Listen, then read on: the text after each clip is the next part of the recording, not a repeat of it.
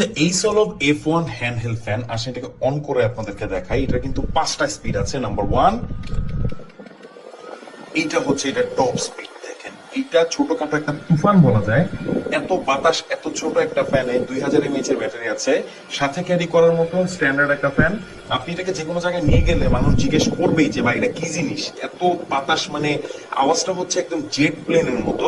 আর এটা বিল quality, design সবকিছুই ফিচারিস্টিক। এটাতে দুটো বাটন আছে, একটা দিয়ে কমাতে পারবেন, একটা দিয়ে বাড়াতে পারবেন। আর এমন না যে বাটনের প্রেস খেয়ে এটা বন্ধ হয়ে যাবে, কারণ এটার বন্ধ করার সিস্টেম হচ্ছে আপনি মাইনাস বাটনটি প্রেস করে হোল্ড করতে হবে, আবার অন করার জন্য প্লাস বাটনটি হোল্ড করতে হবে, দেন আপনি বাড়াতে পারবেন আপনার ইচ্ছা মতো।